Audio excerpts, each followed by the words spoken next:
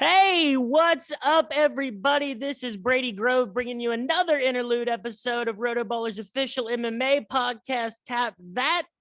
You guys know I've been trying to expand my horizons here. You guys know I love talking about the landscape of sports business, everything that's been changing over the past few years. And I have a very special guest with me today.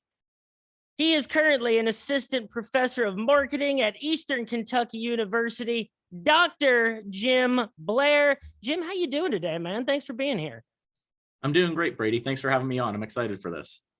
So real quick for everybody listening, anybody out there, take us through some of the educational history and experience that it took to get to where you are today. Yeah, definitely, Brady. I actually did my undergraduate degree at Ohio University, and sports actually led me there. I know I was looking for different colleges and whatnot. I'm the oldest in my family. I've got a younger sister, Heather, and at least when my parents were doing the college search for me, they went to colleges nearby us in Western Pennsylvania, where we're from, Slippery Rock University and Youngstown State. And I remember we were going to different campuses like Penn State, Pitt, and my neighbor across the street was like, hey, you should go check out this school, Ohio University. And my parents, they knew Les. His name's Les Ream. He went to OU. He played baseball. He was actually drafted by the San Francisco Giants in high school. He's in the OU Baseball Hall of Fame. He had a really good time down there. Very successful businessman. Ended up getting drafted again by them after he finished his college career. But he's like, go check it out. Went down there, fell in love with the campus, a lot of great programs.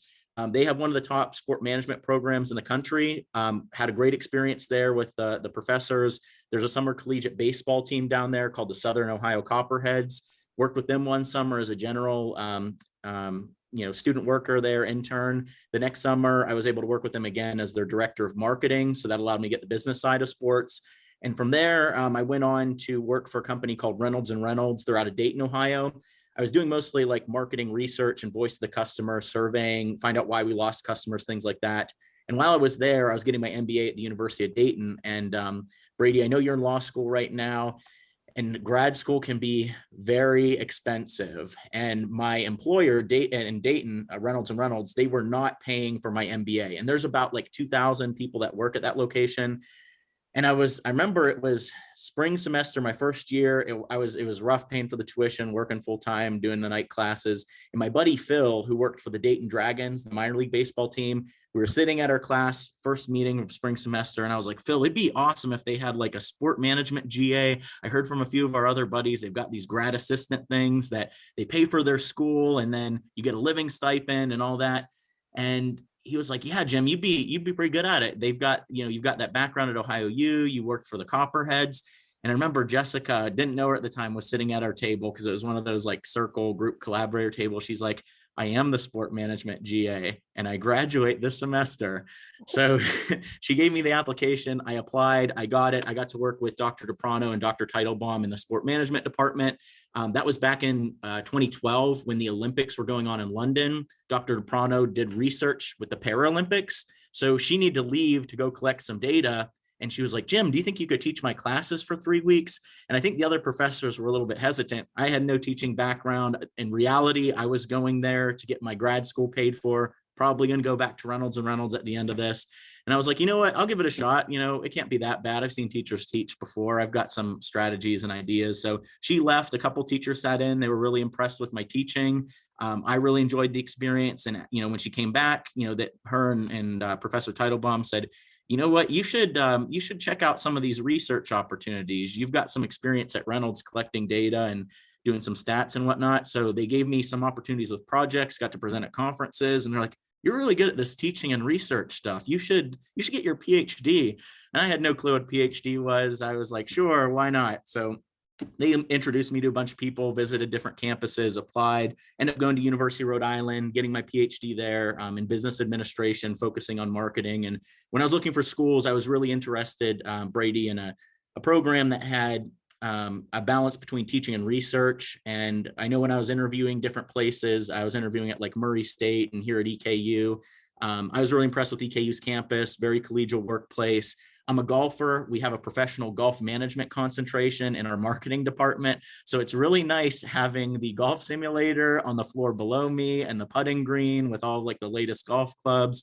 The students give out free lessons in the spring. So I've dropped my handicap down to a 10. And we've even got a par 3 golf hole in the back of the College of Business. So every once in a while, I'll hit a couple golf balls back there, but some of them end up going in the pond. But that's kind of how I got to EKU, Brady, so far. And I've got a couple of exciting research projects that are in the works, as well as some focus in sports marketing. So I always like to tweet about it, stay up to date with the latest trends, and also teach in that area. Right, and folks, hope you caught all of that. It was quite a journey to get to Eastern Kentucky for you, Jim. But if you're able to, what are some of those projects that you're working on at the moment? Yeah, so right now, Brady, I'm actually working with a publisher called Stu Kent.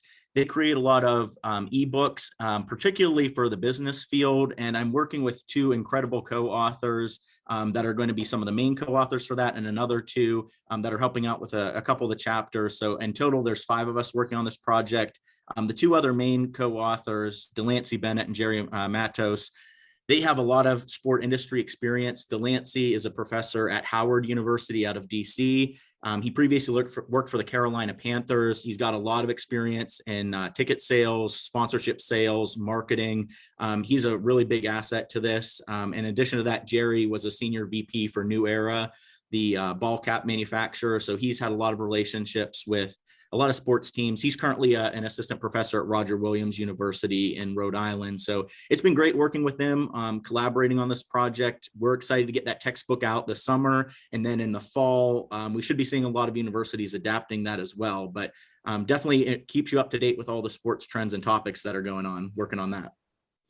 Oh, absolutely. I mean, it sounds like, I mean, it's interesting because I have heard a lot about Ohio University's sports marketing program. And you know, in the past year, I think Ohio and a lot of schools out of the MAC conference have been, you know, served as kind of a blueprint for how I think smaller conferences should be marketing themselves. And I'm talking about, you know, Maction Tuesdays in college football this year, where, I mean, isn't it frustrating as a sports fan on Saturday, especially during college football season, and even with ESPN Plus, it is impossible to watch every game that you are interested in on Saturdays, but you can watch every MAC game on Tuesday. The fact that they, you know, set that day aside for them, it made them blow up across the internet. People were paying attention to MAC football. And you know, Ohio too, their basketball team really captured a lot of people's attention with the play of Jason Preston a couple years ago, and following through on those upsets. So here's let's lead into the conversation a little bit with this way. Sports marketing. Just even a year plus ago, it was a way different field, wasn't it, Jim?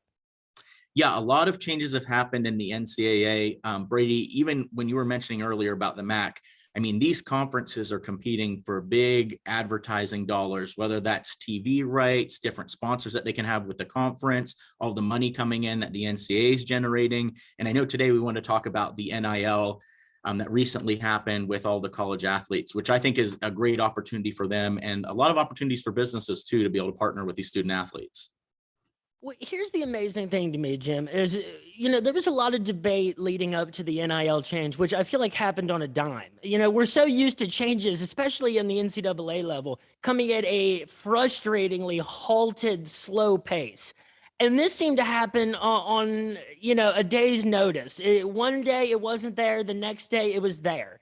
And things were very different. But before then, a lot of the narrative was, well, you know, I don't see how many college athletes this is really going to affect. Sure, the Zion Williamsons of the world, you know, if you're a Heisman Trophy winner, a starting quarterback for Alabama, something along that nature, those are the people that are going to make the money. But mostly, it seemed like the common narrative was that this was not going to affect the vast majority of college athletes. And everybody was 100% wrong, and we found that out about 20 minutes into day one of NIL opportunities being available to student athletes. Yes, yeah, I agree with that, Brady. And I think right now we're still trying to figure out how, you know, this NIL can benefit those organizations as well as the student athletes. But a lot of people did have that perspective. It's just going to be these big name, top tier athletes from large programs. And part of that, the NIL might have gotten passed because a lot of those larger conferences are starting to get more autonomy and control. And, maybe they're asking themselves, do we need the NCAA anymore? Can we have our own organization or development or group for our own college athlete league? I mean, a lot of those programs are trying to recruit those top tier students. They've got such a large fan following. But at what you're mentioning, Brady, is there is a lot of opportunities for those students that are not at those, top tier, high profile Division I colleges and universities. And, even here at EKU, we've had some student athletes sign with different agents and marketing organizations. I know recently one of our linebackers, Matt Jackson, he signed an NIL deal with our regional pizza chain, Apollo Pizza. And I'm all for it. I'm excited for these athletes. We are seeing some of the big name ones, like where you're at UK. Tai signed with Fazoli's, another regional fast food Italian restaurant chain. He's got the Tai Trio, his own meal named after him. But the other thing is I tell my student athletes in class this all the time. You do not need to be at a high profile program or at like what we'd call the high profile sports like basketball or football. There are so many opportunities there. If you've got some type of niche market, something that you've got an interesting take or you're doing something cool, like for the golfers, I tell them, if you have something like a trick shot video, that might be something that would be really cool. If you could build a large following on YouTube or TikTok or Instagram, that's something that those brands want to see. If you can get regular engagement, all they're being is an influencer. And Brady, in our marketing classes, we talk about branding a lot. Each of these individuals, you, me, everyday people, and especially these student athletes, they've got their own brand. And at least in the marketing field, we can refer to this as personal branding or human brands, celebrity brands, all mean about the same thing, but they can leverage that by showcasing, this is my followers with the metrics we can see on these social media platforms. This is how many people are engaging, liking, retweeting, commenting on my posts. You can use me instead of traditional media like newspapers or radio, where you have no idea how many people you're reaching as a business. Now you know that you're getting that engagement, you're getting your message out there, and hopefully drive sales to that particular organization moving forward. So I think the NIL is a great thing. I think it's going to be something that a lot of student athletes can take advantage of. And for coaches too, I think that's something something you could sell with your program. If you're not necessarily a high tier program, but you've got someone on your roster that's got an NIL deal, that at least tells potential recruits, hey, that might be you in the future as well. You don't have to be at one of those top tier programs. And one of the things that it's changed the most, I think, is that it has caused a 180 for, or I think a better way, it has really caused a shift in the power balance between men's and women's college sports. And you can see that from the fact that, as you said, a lot of the non-power sports are getting a lot more recognition. The moment that the NIL took effect and, these athletes were able to, I used this example in my last episode. I forget what her name was because I wrote actually a research paper on this for an IP seminar class. But there was there's volleyball players from Nebraska that have NIL deals. There's track athletes from Washington that have NIL. Everybody seems to be on Cameo now with a proportional price. And, Sure. Olivia Dunn, Paige Beckers, they were projected to be the highest earners of all college athletes in this calendar year.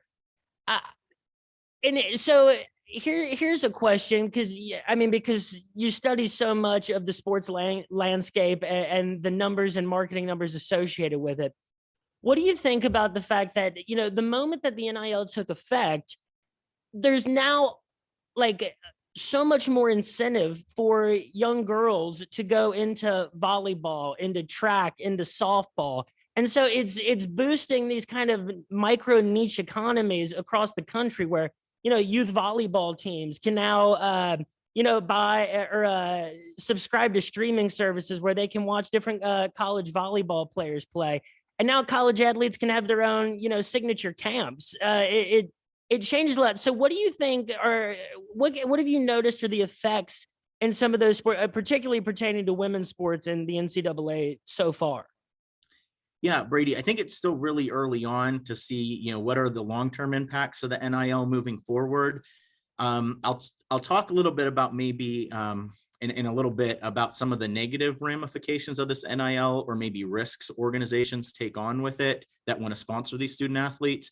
But I think currently what we're seeing is, especially like you said, in women's sports, we're showcasing that, female athletes can bring in like a significant amount of revenue, personal income based off these NIL deals. So with some of these, different leagues, I know women's soccer has recently, started back up again with their professional league, but it's saying even in college, they're able to create their own personal brand and endorse these products. Or like you mentioned, Brady, they can have their own camps or create their own brand of clothing or whatever product category it is, and be successful at it. I know the Ball brothers and LeVar Ball probably get, bad rap about the Big Baller brand and, some of the prestige and arrogance that goes along with it. But I think in some cases they were really successful, as instead of getting a percentage of Nike or Under Armour or Adidas, they were able to create their own brand. And then I think they did a good job of positioning themselves as luxurious, sophisticated, elite, high end. These student athletes don't have to have that same brand personality. They could have one that's maybe more rugged, where it's like outdoorsy, tough, masculine, right? Whatever it might be, whether it's male or female athletes, as long as they can create that brand personality and connect with their audience that they have out there, they're going to be able to leverage that moving forward. So especially for women in sports, that might even raise the profile of following those athletes. So Brady, like you were saying, some of those high school girls or, youth camp girls that are getting interested in volleyball, soccer, whatever sport it might be, they can look up to these individuals, seeing them as, successful on the field, but then also successful business women promoting products, leading themselves to hopefully wealth, prosperity, and success as well. And now you mentioned, some of the negative aspects, and the first one that comes to mind for me when we're talking about women's sports is that you're concerned. How do I best put this? I think there's a concern, especially with the rise of, platforms like OnlyFans at the same time. I think a lot of the concern for people is the respect from a lot of the consumers really going towards the sport, or is this because of over-sexualization of certain athletes and within sports? And, will this cause the line between athlete and entertainer to consistently become more blurred? I think it'll be more blurred, Brady, because what you're talking about there, like in marketing, the term sex sells, right? Those celebrities that are beautiful or handsome, whatever terminology you want to use, they are getting more of the endorsements, whether you look at the female side or the male side. And I know my co-author, Jerry Matos, we have a chapter on women in sports, and we discuss this particular topic in there. So it's something that's, going on currently, but I think, from the male and female perspective, we don't want to be, overly sexualizing the individual that's trying to promote their brand. But I think they can also highlight, hey, I'm really good at this sport, or I'm known for this particular personality, or this is my skill set that's really good. Those student athletes, we want to make sure that they're getting their education, they're able to be successful there. But we also want to provide them this opportunity where they're able to be compensated for some of their personal characteristics and qualities and nature that they weren't able to before, under the previous rules. So as far as like the individual's perspective, I agree with you, Brady, that could be a negative downside. I think what we haven't seen yet, what I haven't seen personally, at least, there may be some instances of this, is the organizations are also taking a risk doing these NIL deals. So whether we talked about Fazoli's or Apollo Pizza or any of the others that are doing this, when you're partnering with an actual human, humans have flaws. We don't know how they're going to behave all the time. We don't know what choices they're making off the field, right, outside of the classroom and everyday life. People aren't perfect. We all make mistakes. But if we look, outside of the NIL deal for a second, we look at sports in general.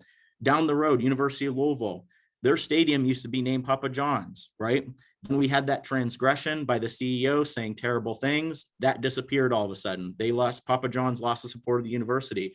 LA Clippers, right? They forced their owner out after saying terrible things. Tiger Woods had transgressions. When that happened, a number of his brands dropped him immediately. So when we think about these college athletes, they're 18-year-old, 20-year-old kids. They make mistakes. I've been in college. We're learning. We're all in there. But now they're tied to those brands that are partnering and endorsing with them, their name, their image, their likeness.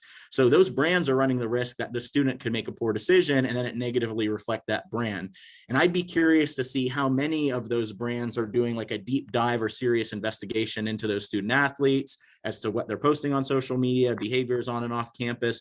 because that might be something, again, that's a risk for those organizations taking on, these young humans that we might not know what they're going to develop into, who they're going to turn into, what they do on their, their off time. So I think on both sides there's risk, but it's like that, not just with the college students and athletes. It could be any official celebrity or athlete endorser.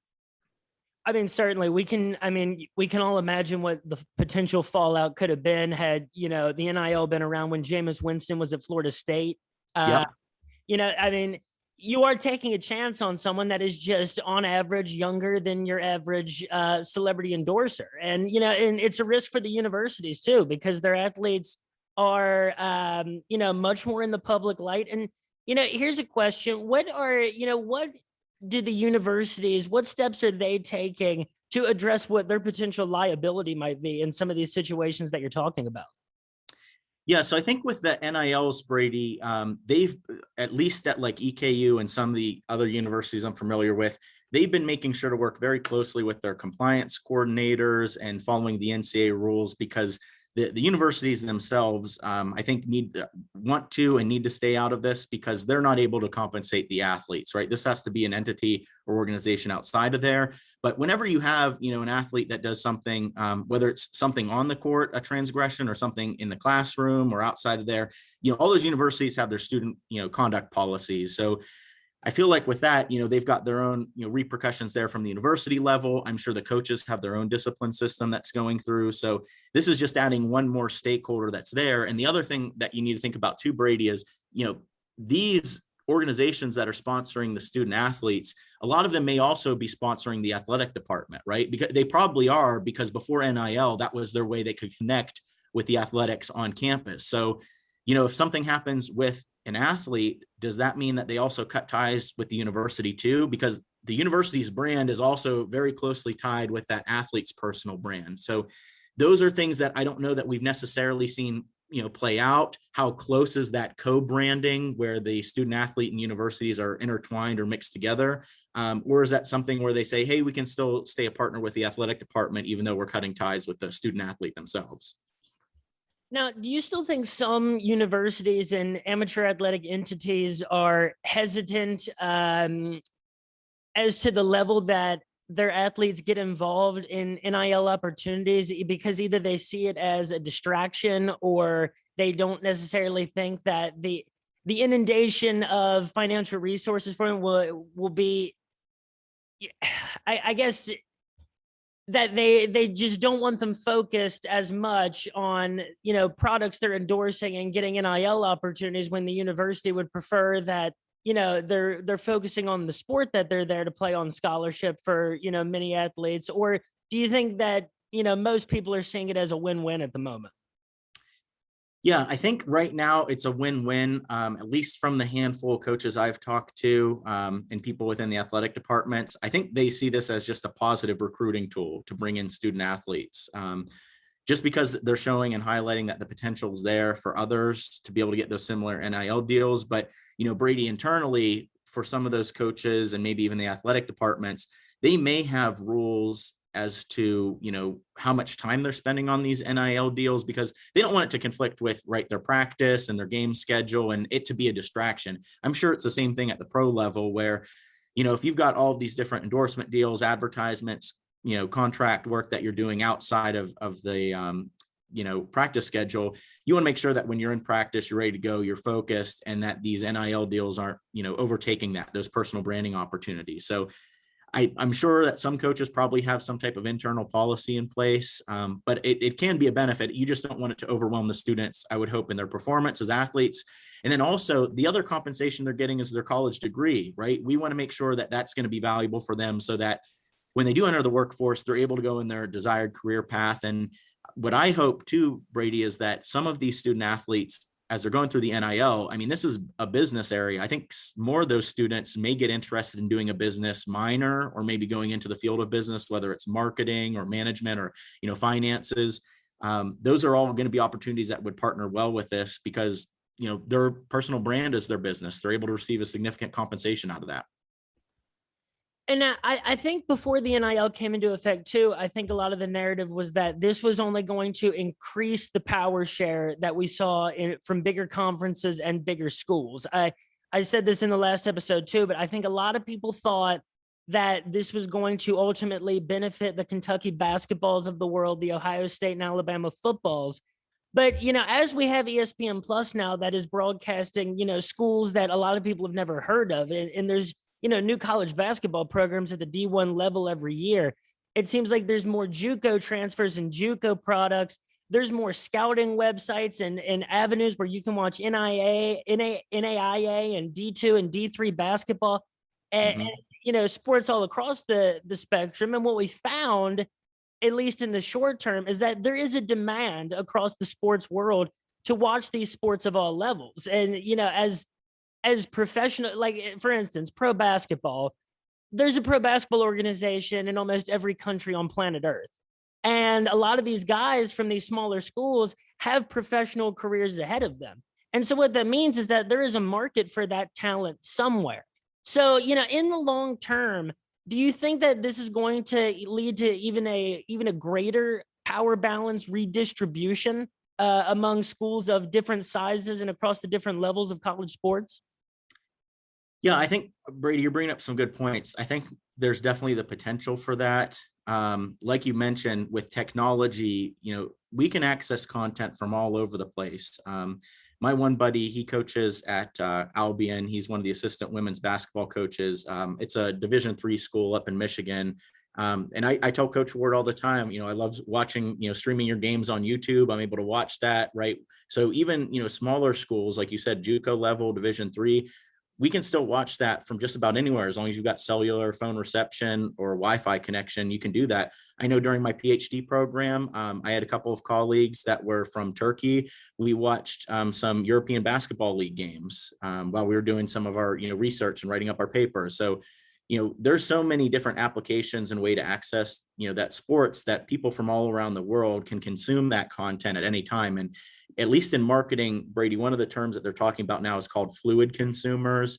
So now with all this technology, we can literally start our information search process and consume so much material through the smartphones and technology and devices, wearables that we have, on us at just about every hour of the day. So based off that, that's just a much larger consumer pool that we can reach globally than we could previously. So I think that's grown the world of sports moving forward. And I agree with you, these athletes competing at Division I level, they may have opportunities to play overseas. And I think that's a great experience for them to experience a new culture, to be paid for some of their talents. And you know what, they may have a very extremely successful career there monetarily and athletically in those different leagues and competitions. I know an EKU graduate recently, Nick Mayo, he's playing over at a professional basketball league in Japan. He's seen a lot of success there, and there's numbers of different mid-major or even larger tier universities those students are having success. But with those NILs, I think, Brady, it just gets them more of that income earlier on, so it can kind of support them while they're going through school. Each of those student athletes have different financial backgrounds and histories, so I think that just makes it a little bit easier to get through. And then in addition to that, the other new thing that's happening in the NCAA is this transfer portal. So they just announced, blanking on his name, the basketball player from St. Peter's who doesn't eat sandwiches signed with Buffalo Wild Wings. Doug Eater? Yes, he just entered the transfer portal right now, right? So it's Really? basically, yes, I believe they just announced it. Maybe I'm doing breaking news, but a number of St. Peter's players just entered the transfer portal. And for his personal brand, he had a really great playoffs, right? So now he might be able to cash in, go to a bigger program. He's already got a national NIL deal with Buffalo Wild Wings. Maybe he can leverage this and get an even bigger NIL deal with a larger school. So, and like you said, Brady, that's going to give him maybe even more opportunities to play overseas, because now he's going up against top tier competition. And it's not just a few non-conference games. He's gone against elite opponents or a couple in the NCAA. Now he might be able to have a better, track record or reach a larger audience through his NIL deals, which would make those NIL deals even more valuable to those brands and companies that want to partner. So that there's a number of things happening at once. I think that transfer portal is also going to significantly impact those, because even the brands need to think about it. If you're a regional brand, you might not want to sign that student athlete to a, multi-year agreement because they may be on the other side of the country afterwards. You might not have any retail stores or target customers in that area. So there's a lot going on. And I think, even this time next year, I think we're still going to have a lot of questions about the NIL, and we're still going to be trying to figure it out and how it might be most advantageous for the athletes and the brands. Yes, Jim, as I recall, Doug Eater did have himself a good tournament. Thank you for that reminder. Sorry about that. Found out the hard way that dude is wet from three. But Yes. you kind of read my mind on the next question about the transfer portal, and it brings up another question for me because take St. Peter's. And as I just found out, they have multiple players entering the transfer portal. And something we're used to when a 15 seed wins, anytime a 15 seed wins, it seems like the coach is gone almost immediately. Yep. They're usually a quick hire for a school. And honestly, a lot of the time I question the logic of that from the hiring school. It doesn't seem like a lot of those guys necessarily, they can be good coaches, but it seems like a lot of these decisions are hastily made. And with St. Peter's now, we just saw a 15 seed for the first time ever go to the Elite Eight. And as a result, they're losing a portion of a lot of those key contributing players and their head coach. So what is something that you think smaller schools are going to do in the future to keep, to increase their retention rates if they experience success? Yeah, that's a hard thing, Brady. I kind of I think of some of those like small market professional sports teams. Sometimes they do really successful, right? They get into the playoffs, and then they might think, there's no way, like really small baseball teams, like small market ones, like maybe the Marlins or the Rays, maybe we get all the way to the World Series, maybe we win it, maybe we don't. But now we've got all these players that, have a lot of value. They've got really good contract deals, but we know when the contract's over, they're going to want a significant pay rate, and we can't keep up with that, right? They usually trade those players away for draft picks. And dismantle the team. So if we switch to the college atmosphere, those coaches for a number of years, they've been jumping ship because, why not? They're getting several times the amount of pay at that larger institution than they would at that smaller university. Very few, if we want to call it remain loyal, stay there. And I can't blame them. I mean, they're getting their payday, and that is a significant amount for themselves, their family members, right? People that they want to help out and hopefully do good with that money. But the student athletes were the ones that were kind of, stuck because with the older rules, they were only able to transfer once, right? They're at the university. They might not know how easy it is to transfer if there's other prospects available. But I think this has almost leveled the playing field where now, the transfer portal, I mean, there's so many student athletes in it. I forget how many they said there is for men's basketball, but it may be another record year again. There's so many that are transferring each year because they want to seek out, is there maybe a better opportunity where I can get more playing time or maybe get more highlighted so I could play overseas. So I don't blame them. I think it's just giving those athletes a little bit of a leg up. But when you talk about like the universities for retaining them, it's going to be hard because those larger ones, they're paying enormous amounts for the coaching staff. And you've seen this too, Brady. They hire them, and if they don't perform in a couple years, right, they're gone. And they've got to pay this big exit fee. They don't care. They've got the money. They're able to do that. I mean, UK, like Coach Cal, I'm not a UK fan. Don't follow him that closely, but I think it was last year they were talking about lifetime contract.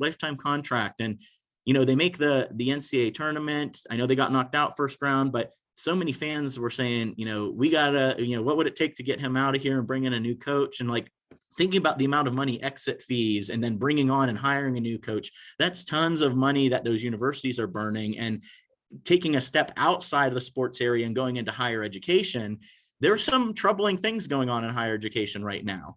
There's something called the demographic drop-off, sometimes referred to as the demographic cliff. So back in 2008, when we had the economic crisis, people started having fewer kids, and that was about 16 years ago. So in about 2 or 3 years, there's going to be significantly fewer number of high school seniors graduating. That means that for all of the higher education institutions, their target customers just shrank. So they're going to have less tuition dollars, right? Less support. they might not have the money to be able to do that, especially if you're a smaller institution, but those larger ones too. So it'll be interesting to see, how it works with coaching pays, if they're going to continue with the trends that they've been doing. But then also with, the student athletes, they may say, I want to leave this university because I don't know if it's going to be around much longer. To give an example of that, EKU played Ohio Valley University out of West Virginia as one of their non-conference games. And I remember seeing on the message board post, the sports board that we've got online, hey, did you guys see Ohio Valley University? They closed like a few weeks after we played them in basketball. So, the basketball team got disbanded too. Some of those smaller schools, there may be some consolidation within, Kentucky. Maybe we don't see one of the regional universities around anymore. And the other thing too, Brady, is there is a second demographic drop off. So we talked about the recession in 2008. Data has shown that during COVID, people are having even fewer kids again. So about 18 years from when COVID started, we're going to see even fewer potential target customers going into higher education. And this is not even bringing in the factors of media sources questioning the value of higher education. Is it really going to pay off? Some of these private universities, and you can even argue some public ones, the cost it is for tuition is just not manageable, and you're paying and paying and paying, and you're in debt for so long. For some career paths, it may not be able, to pay itself off. And I think a lot of people are questioning that. So I think it's up to higher education to be able to hopefully resolve some of those issues. We've got online competition, for-profit university competitions, global, international competition.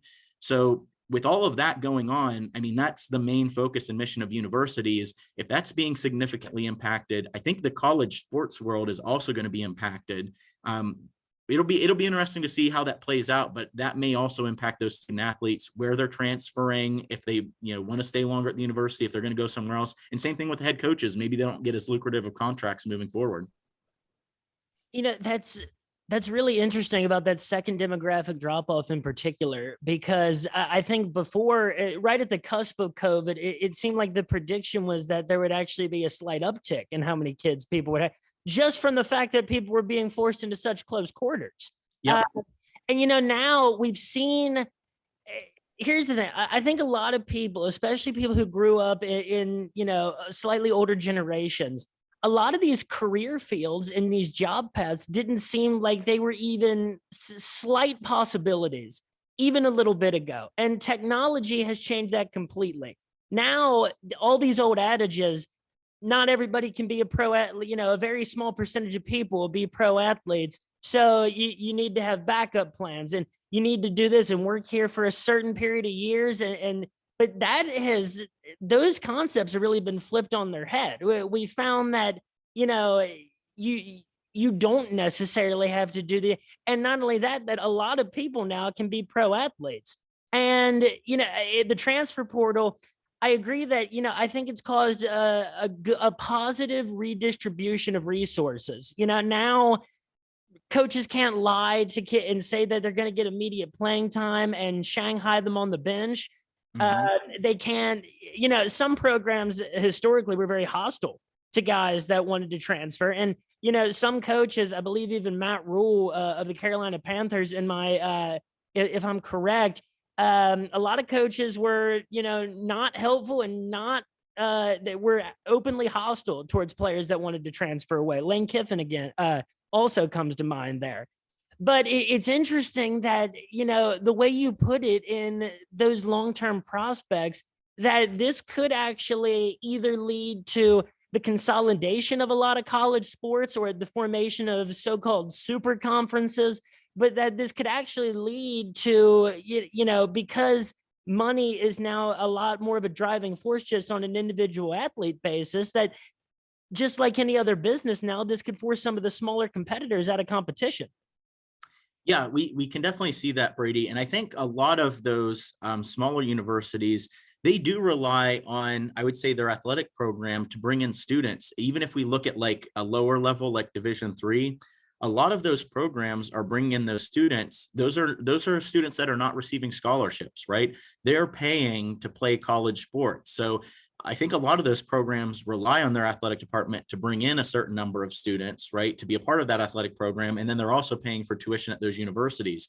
As those tuition dollars keep increasing, are some of those student athletes going to question and say, you know what, is this something I want to continue as a career path moving forward? Or is this something that maybe I could do as a hobby, play in a rec league and whatnot? And to give an example of that, Brady, I had mentioned here at EKU, we've got a professional golf management program.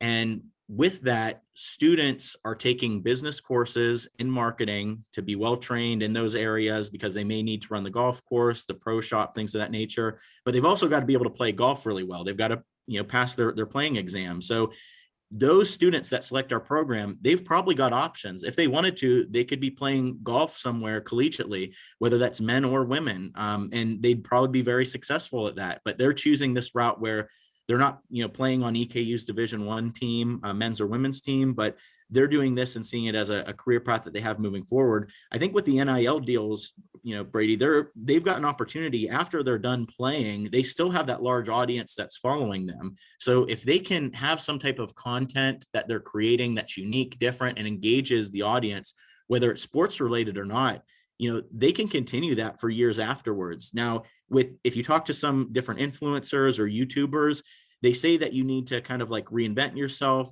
stay creative. And you might not have this as like a lifetime thing that you're doing, but it could be a pretty stable income that you have for a significant period of time. So, that NIL is going to have a role in that, but it will be interesting to see if we see conferences consolidating. There's a lot of poaching going on right now with conferences adding more schools, and then some of the subdivision teams moving up to the bowl division series in Division I. Division II, I feel like those schools are moving around all the time in conferences. So it's tough to keep up. Here at EKU, we moved from the Ohio Valley Conference to the Atlantic Sun Conference. And now a few of those schools have moved up to the bowl division and left. So the question is we were doing a partnership with the WAC to be able to get an automatic bowl bid to the championship series. What's it going to look like this fall? Are we not going to get an automatic bowl bid? Are we going to do that partnership again?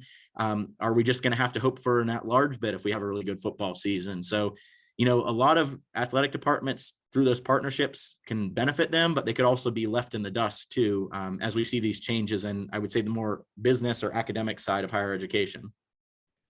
Yeah, EKU football and Murray State football had fun seasons to watch. And I think ultimately, that the move to the Atlantic Sun for EKU was a positive move. I think the one question is that is that something that, they'll be able to find success in long term when there are programs within that conference like Liberty that have comparatively a lot more money than a lot of the teams in that conference? Yeah, that's a good point, Brady. I know football wise, we don't compete with them since they're up at the bowl division level, but we compete with them on other sports. And is it going to be the haves and the have-nots? Is that a university we're not able to compete with on the athletic field? I think we've got a lot of tremendous student athletes. I know some of them have been very successful in the ASUN conference. Some it may take a little bit of adjustment because we've got a more competitive level that we're playing at. But I think there's just going to be so many teams moving around as these conference realignments happen that, the university presidents, the athletic directors, they need to be, and I know at EKU, they are being strategic about where they want to be, where they see those partner institutions going, and then how it can benefit them moving forward. I know, like Brady, even at EKU, we were factoring in where are our alumni at? Right? Where are they at? What cities and locations? When we're in the Ohio Valley Conference and we go to away games, are we at where our alumni are going to be? If we go to the ASUN, are we at where they're, at their locations of where they work and live now? Because as we mentioned, we're going to have that demographic drop off. So that means fewer tuition dollars. We're seeing, at least in the state of Kentucky, not very much government money is apportioned to higher education. So one revenue generation option is donors, right? And when your sports teams do well, you receive some, good amount of money. And if you have alumni that were regularly engaged in athletics, going to the games as a student, enjoying the process, right? They may be more likely to show up to those away games that are in their new hometowns, and they may be more likely to give or feel more connected with EKU and be a part of that program process. So I think that's another thing that that group's thinking about is what about donor and alumni relations? How are we able to capitalize on that? Because especially our successful ones, if they're making the big bucks and they remember their time at EKU and they thought it was a benefit to them, help get them to where they're at today, how could they give back and make sure more of our, Kentucky youth are able to see those same exact career opportunities and find success, not just in, athletics, but I think in any of the career paths that we have available. But I think a lot too want to support student athletes, because it's always nice saying, hey, we were, conference champs, or we made it to the NCAA tournament, or we won a bowl game, or whatever it might be for your university. You're able to show off that school pride. And I think a lot of donors want to be able to contribute towards that too. And so I know EKU's had some pretty successful fundraising campaigns just in the last couple of years. And to what you said about the conference realignments currently going on, the Conference USA is in a mess right now. Their schedule reflects teams that are saying they're not going to play in the Conference USA. We had schools in basketball and football this past year banning schools from postseason play because they were leaving, ultimately punishing the student athletes for the actions of a university taking what they believe to be a better opportunity for them. Now, here's one thing that's been on a lot of people's mind, especially with the current FBI investigations going into a lot of different college basketball programs, major college basketball programs, is that in the wake of the NIL, it seemed like the line between what was once a massive recruiting scandal and what is now acceptable conduct in recruiting has been complete. I mean, I think one example would be Master P's son, who I think got a $9 million endorsement deal to go play basketball at Tennessee State, I believe. And yet right now we're seeing, as a result of these wiretaps, we're seeing, schools like Kansas come under fire. Will Wade got fired from LSU. Who could have seen that coming? Sean Miller at Arizona. But then in also what has caused a lot of frustration in past weeks is that Penny Hardaway and Memphis is getting slapped with a handful of violations for the $11,000 payment made to James Wiseman for alleged moving expenses. So if you can explain a little bit to people the line that there currently is between those two, what schools are doing to address those differences, and whether you think that this is going to be a catalyst ultimately for different schools breaking free of the NCAA regulation.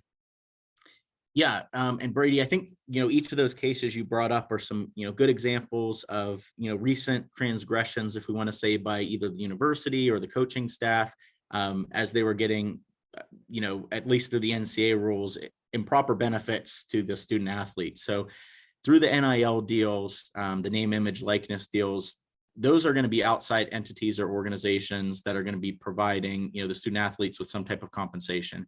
We can't have the universities doing that. From my understanding of the rules, the universities are not able to fund any of the student athletes. They're able to provide them their scholarships. And I believe a certain amount of benefits, if I'm remembering correctly, such as like textbooks or resources that are going towards their, higher education purpose.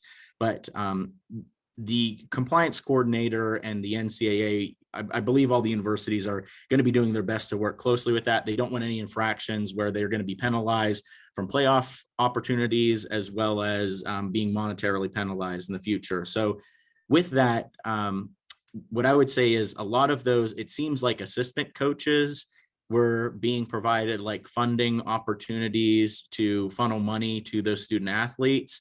And with those assistant coaches, they are not making nearly as much as, the head coaches at those universities. So that may be an incentive for them to take that risk, right? To cheat the system, to do something unethical, and to be a part of that process.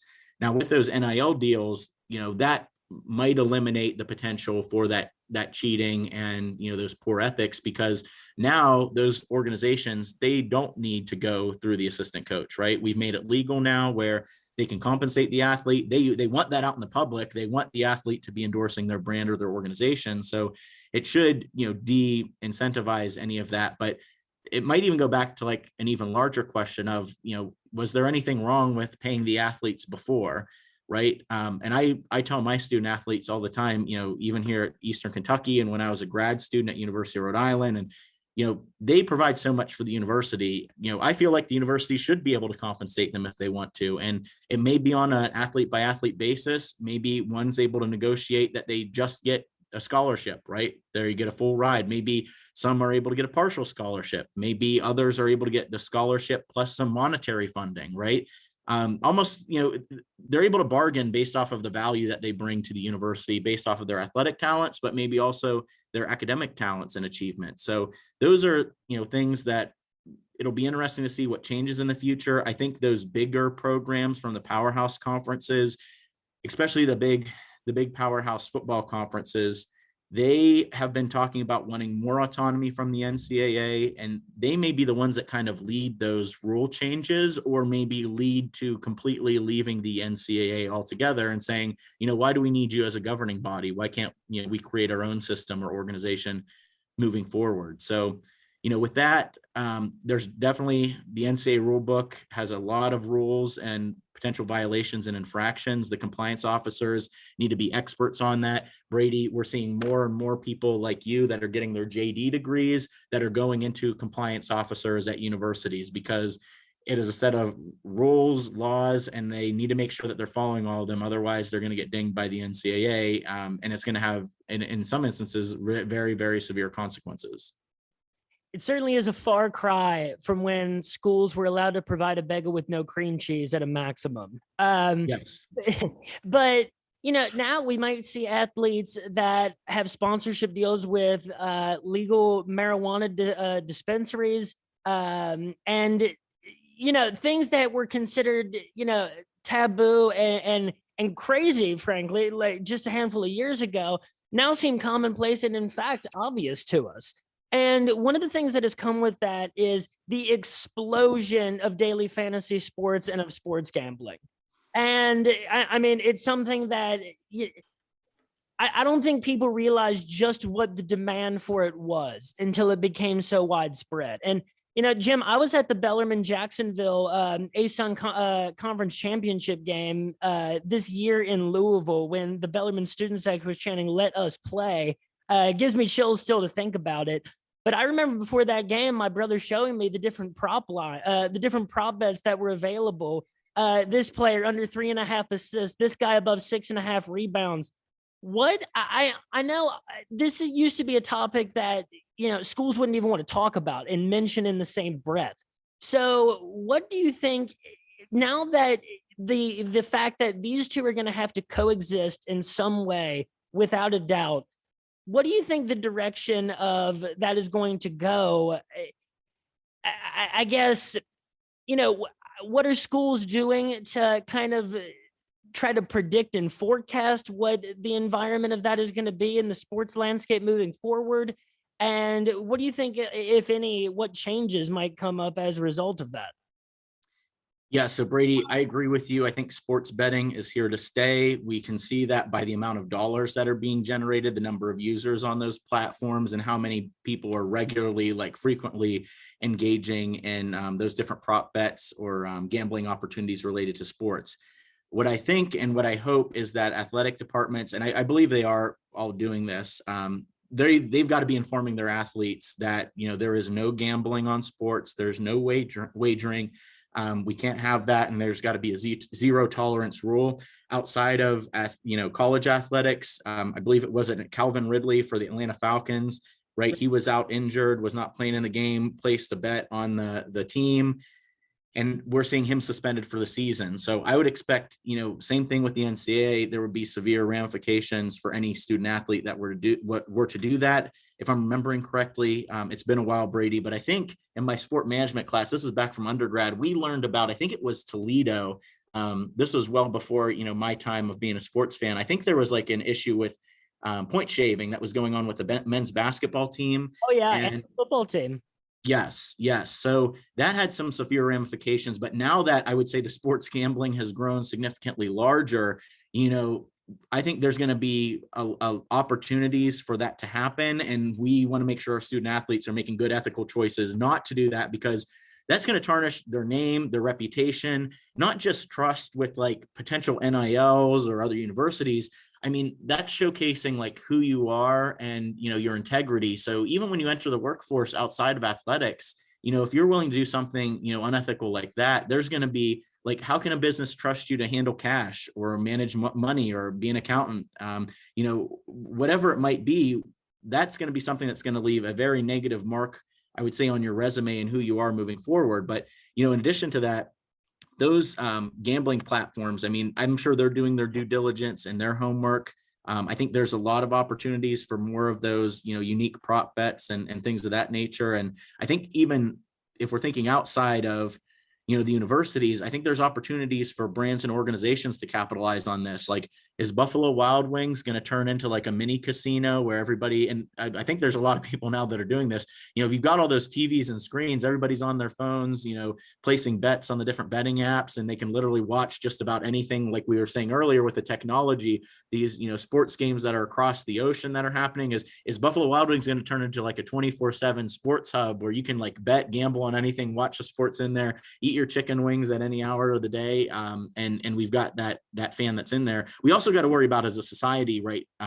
People that get addicted to gambling. And now that we've got this access with the sports fan entering that arena, that's a significant, population and group. We want to make sure that nobody's doing this to their detriment, harming themselves, their financial situation. But a lot of money's being generated there. I think.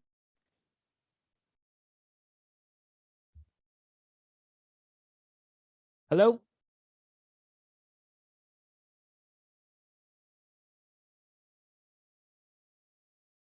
Hello?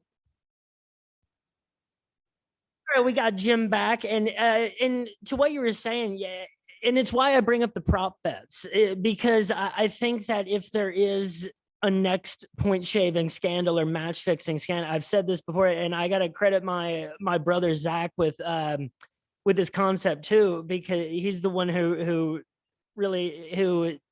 put this theory forth to me, is that if we see something next, it'll probably be on prop bets. And, there were rumors back in the day that Jameis Winston was doing that with first half interception totals. Back in Toledo, and this is why the Toledo scandal was kind of such a big deal for their football team at the time, was because one of their players admitted to fumbling intentionally in a bowl game. And, for these gambling platforms, they have to be careful and they have to be diligent about flagging athletes who are betting, because nothing will cause sports gambling to go away quicker than another Black Sox scandal is the thing. And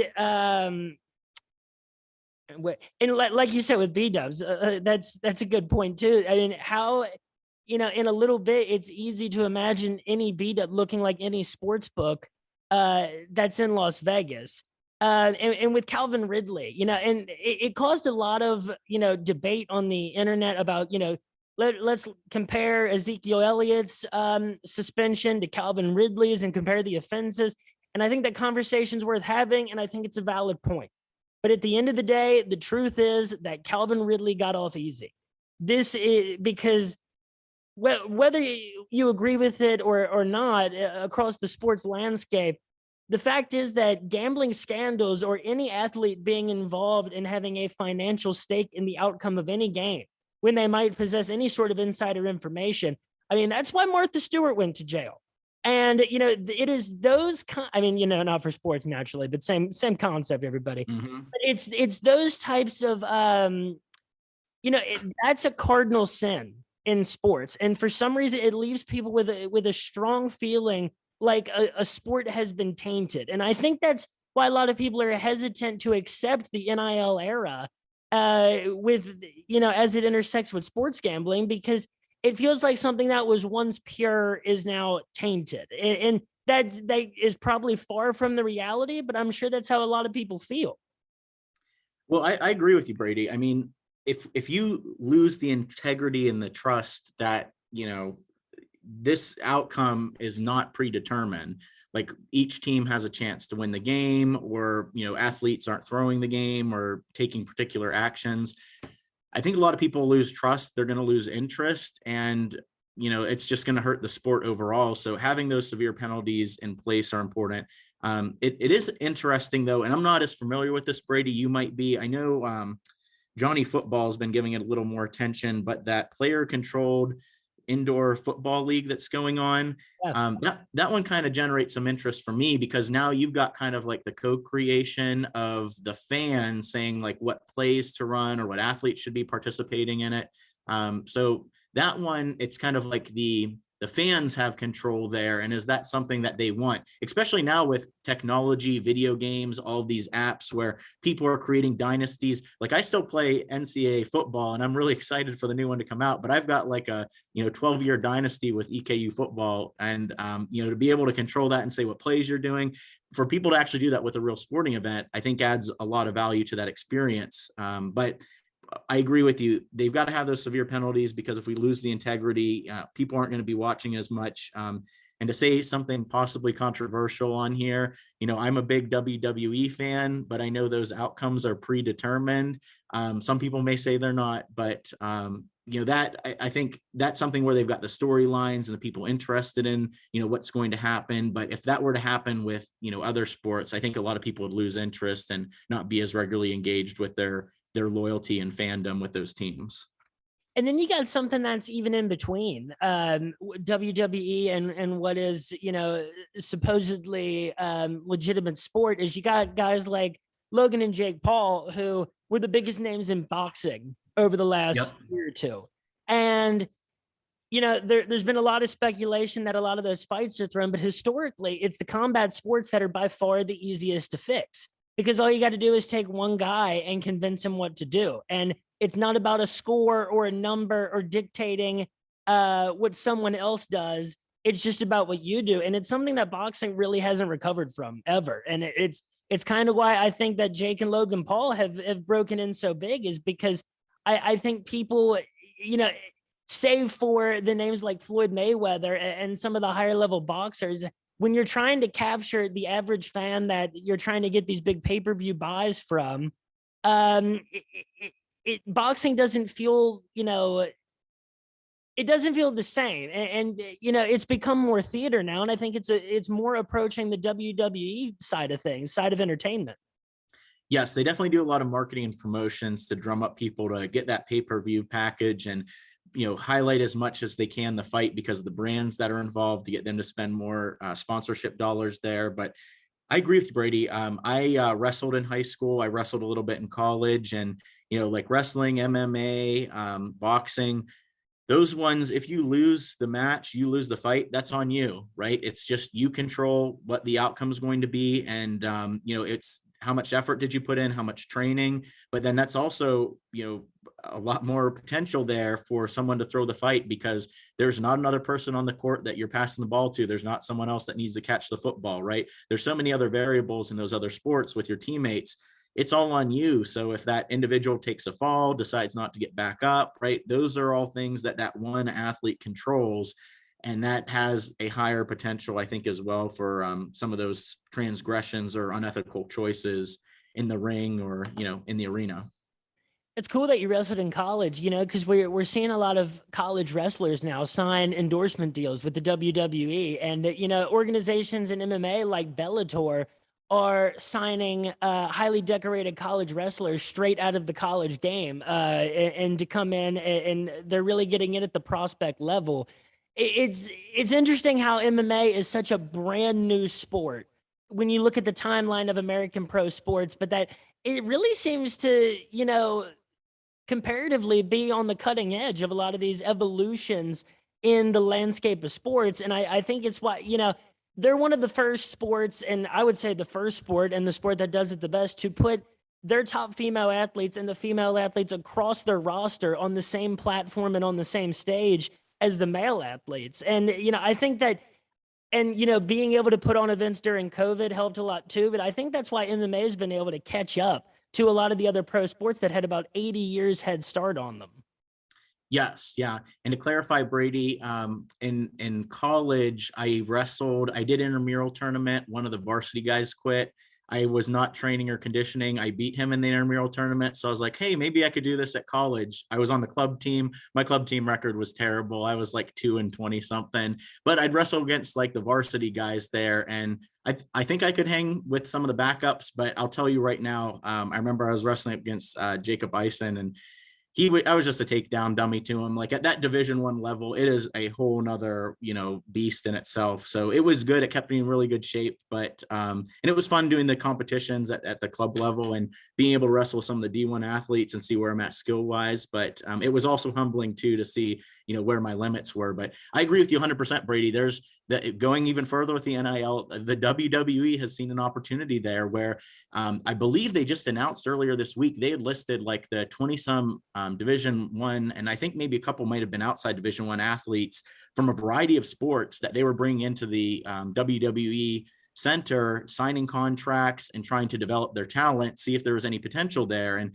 they were both male, female athletes, and they were from a variety of sports. A number of them are wrestlers, but they also had some from some non-traditional sports, whether that be soccer or football. I think there might have even been one gymnast that was in there as well too, if I remember seeing the list correctly. So those are opportunities too, that are probably, I would say, non-traditional, and they probably didn't expect to have that at the end of their college athletic career.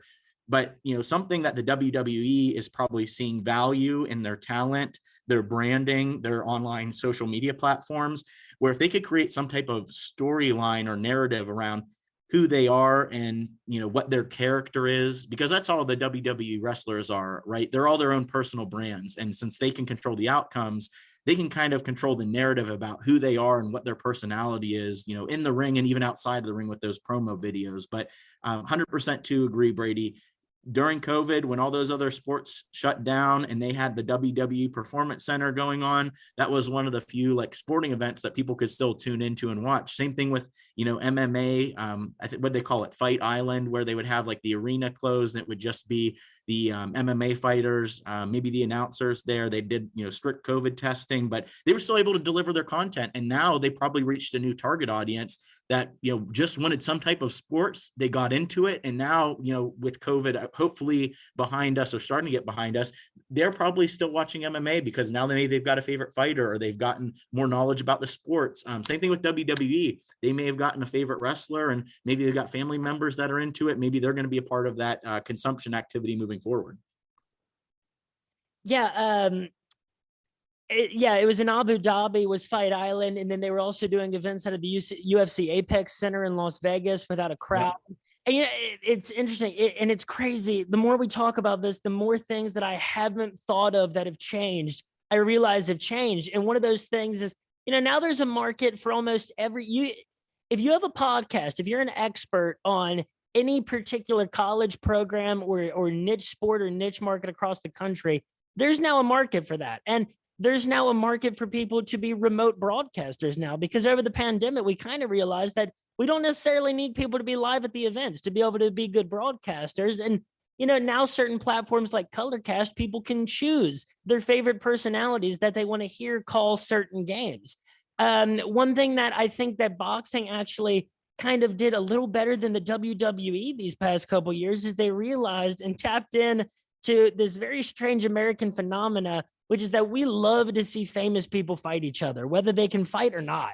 And, the WWE, obviously it takes a lot of flack and it's the butt of a lot of jokes from people. But the fact is, those people are some of the greatest athletes on this planet.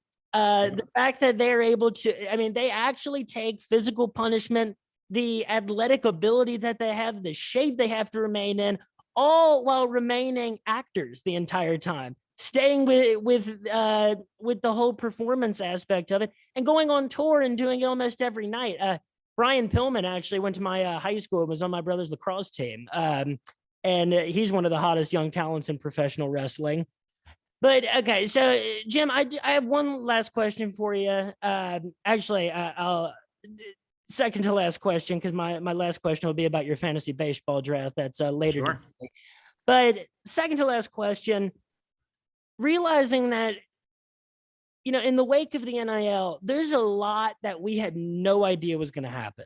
And it turns out we had just scratched the surface of what amateur athletics was capable of when put on this stage and given this amount of resources.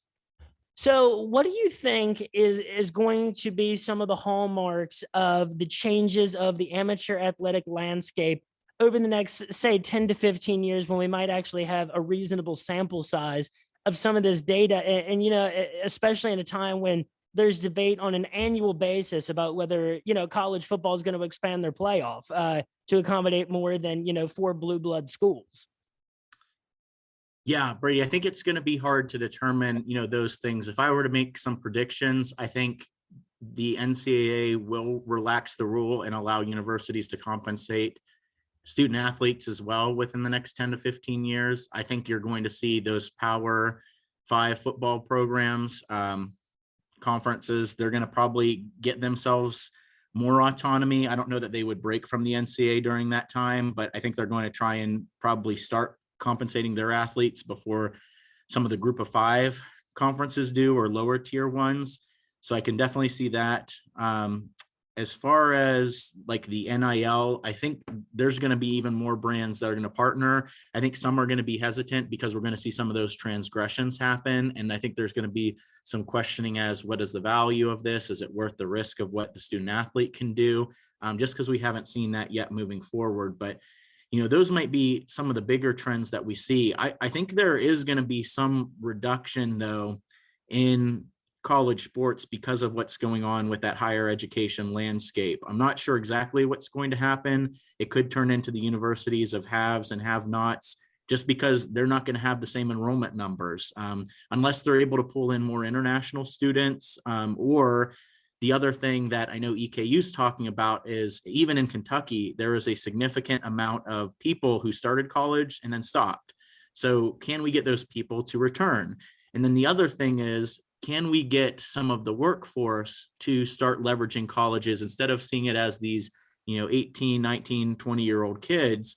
Can we make it so that instead of calling them non-traditional students, maybe those become more of the traditional students, and we have more workshops or certifications that specialize in those areas that are in the middle of your career that those companies can outsource to universities?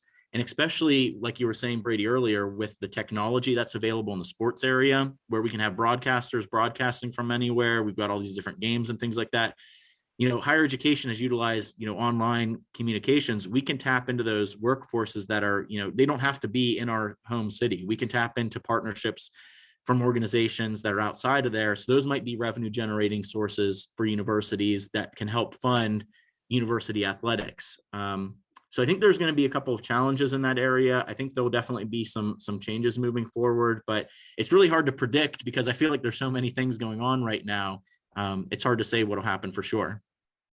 And it's funny how society always tends to circle back around. And, it seems like a lot of the things you're talking about what higher education is going to have to do to make up for this demographic drop off is going to be similar to things that happened as a result of the GI Bill following World War II that resulted in a lot of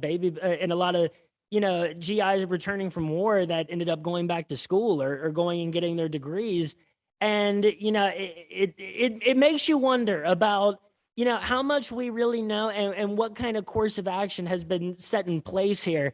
But, at the end of the day, I think we both tend to feel the same way, is cautiously really optimistic about the direction that things are heading. I don't think I wouldn't label anything necessarily better or worse. I say that, it's great that student athletes are getting compensated and that, the value that they might have in their local market, they're finally allowed to reap the rewards of that. And it seems like a lot of people, it seems like it's been a hugely positive thing. But, overall, if you're a sports fan, I don't know whether to label it positive or negative for people. What I call it is evolution. And I think that, very soon people are going to, it's already begun. But more and more, I think people are saying, what is the NCAA's role in this moving forward? And why do we need them? And, why do we need them looking out, allegedly looking out for bigger schools more so and putting more infractions and punishments on smaller schools that do not control a bigger share of the market and they don't stand to lose as much. So that's all very interesting, and it's kind of eerie to think about as a sports fan, to think about how much we haven't thought of. But honestly, I'm nothing but excited to see the different changes that are going to come as a result of it. Yeah, I'm excited too, Brady. And you bring up a good point. It's neither, good nor bad. It's change. And we don't know what the long-term impacts of this are going to be. But I think as the athletic directors, presidents of the university, sports business professionals, they need to be monitoring the environment to be able to know what's going on. What is that latest technology? How do we adapt? How do we make sure that our program is staying relevant and finding success? But on top of that, we've also got the fan perspective. How do we keep fans engaged? How do we get them interested? Because there's also going to be ramifications too. If we've got a complete turnover of our roster every year because of the transfer portal or people seeking out these NIL deals, are they, able to better engage with fans because now they're tied with the brands? Or fans may be like, who is this roster? It's just like a different group, year after year after year, they might not feel the connection with the university. So we don't know if it's going to be, positive or negative. It's change. And, that's what's up to the coaching staff, to the sports business professionals, is monitoring and seeing, what's working, what's not working, and how do we adapt to this new landscape. I mean, that's certainly something that Kentucky fans can relate to, is that, a yearly turnover of your roster. And you got to wonder, when a lot of our season ticket holders are, in that older demographic, how exhausting it must be for them to keep up with the constant amount of transfers and 5-stars that are coming in every year in the revolving door. Well, okay, Jim, last question I got for you. You got a fantasy baseball draft later tonight. As I told you, mine was last night from 9:30 to 11:30 p.m. Now, we do a pre-draft lottery, so everybody knows their draft position beforehand. I ended up having Vlad Guerrero Jr. fall to me at number 4, so I was very pleased with that. So, Jim, tell me the league format, the scoring system that your league is under. Do you know your draft position yet? And what does your draft strategy tend to be? Very good questions, Brady. So these are some buddies that are in Athens, Ohio. I went to OU with an undergrad. Wes is the one who set up the league, and they basically have several different categories. They've got batter stats. So you're basically competing head to head each week on runs, home runs, runs batted in, stolen bases, batting average, on base and slugging percentage, and extra base hits. And then you've got your pitching.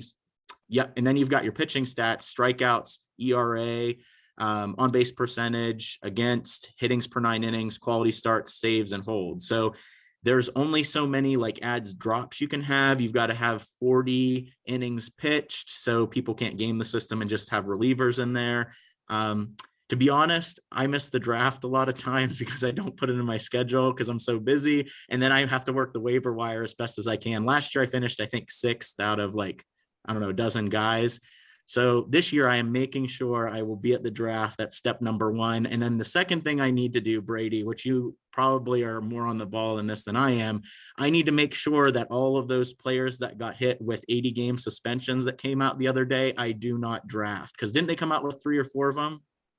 Yeah, the one that I know for sure was Pedro Severino from Milwaukee, and I know he was about the last in a series of 3 to 4, but I didn't end up catching the other 3 or 4 that were in that list. But I know Pedro Severino was one of them. Yeah, so I'm going to avoid that, but we are drafting on Yahoo. Usually I go with best player available, make sure they're not injured, but I would say I probably go more pitcher heavy, get a couple good starters, some good relievers, and then work the waiver wire to pick up some extra relievers. But if you have any tips or advice, I would take them because I usually don't finish that well in the standings for baseball. I'm a little bit better in fantasy football. Well, I love saves plus holds leagues. First of all, I think that relievers and guys a little further down the bullpen depth chart are, for some reason, some of my favorite guys to watch on every year across the MLB. And, you're going to have to look for a lot of hope in watching Reds games this year because it's almost all of the joy is going to come from any success that some of our younger players have. But, my strategy, I think, there's a few categories I always try to hit hard. I went pretty power heavy this year, more so than usual. I tend to go power speed guys. I kind of abandoned that this year because it seemed like I was coming up a little bit short in a few categories each week as a result. So I kind of went home run, RBI run heavy, and I got an early jump on saves plus holds. So the best advice I can always give for fantasy baseball is I try to get multi-position eligible guys at positions where it actually matters. I'm a big fan of Dalton Varsho at catcher and outfield eligible. Guys like that, when a catcher is and can be so difficult to integrate into your team, and with them playing and having less at bats on average than other positions. I love multi-eligible position guys. so that I can have just a little bit more pitching availability any given week. That's the best that those are some loose guidelines I always have to go in. But yeah, being present for the draft always helpful. I think the best thing you can do is play it by ear, try to be prepared going in, and within 90 seconds. For instance, the first pick in our draft last night was Bryce Harper, and I could have done 1,000 mock drafts, and that never would have happened. And I wouldn't have been prepared for that. So for Vlad Guerrero to fall to me at number 4, that wasn't something I prepared for, but it really changed the way I draft. And I think that's another thing. Be prepared to go a completely opposite direction than that you would usually take, because that's what I ended up doing last night. I went with about 2 or 3 guys that can actually run the bases, and that was about it. But it was high volume stolen base guys, just to give me a fighting chance in that any particular week. So, no, fantasy baseball draft night, always a great thing. And to have a baseball season, as we talked about before we started recording, Jim, much better than having no sports to watch all through the summer. I think everybody can agree on that. Yes, for sure. So I'm excited baseball's about to be back. And Brady, I'll take some of those recommendations. I like that, the multi-position, especially the catcher plus another position if they're able to do that. And I know you mentioned you're a Reds fan. I'm actually a St. Louis Cardinals fan. I know we've got a big rivalry, but I'm not feeling too confident. I think some of our core talent is getting over the hill with signing Pujols, and Wainwright's going to be our opening day starter, and Molina. So I'm worried it's going to be one of those like reunion tours and we aren't going to be able to compete. But I think the Reds have some solid talent, and I think they're going to be making some noise for a while. And, as much as it pains me to say this, Jim, I would love to call it a rivalry, but it's really hard the past 2 decades. And I say that with the intensity of I love every few months I watch that Reds Cardinals brawl video, and Yep. some of the rivalries of the NL Central are really intense. Right now, unfortunately, I'd have to call the Pittsburgh Pirates our rivalry, because it seems like that's who we get in the most fights with, and that's who we've been on the actual competitive base with the last couple. The Cardinals, as much as I always want to beat them when they play the Reds, and there are few organizations that have the infrastructure that the St. Louis Cardinals do. I'd say then, and probably the San Francisco Giants, where you do not see them spending the amount that the Dodgers do, or the Angels, or the Yankees, but the quality that they are able to muster out of the decisions that they do make, both from the prospect side and from the free agency side, and the consistent deep postseason success off the back of a few heroes that they had who wanted to stay with the organization. I think that the St. Louis Cardinals are one of the finest pro sports organizations in the world, based on, the last couple of decades. Yeah, they do a solid job, Brady. I would agree with that. But I'll tell you what, from a fan's perspective, Great American Ballpark, I would put it in my top 5 ballparks that I've been to. PNC is my favorite. I'm from Western Pennsylvania. I think they've got a beautiful, outfield where we've got the Roberto Clemente Bridge. You've got the skyline out there right next to the river.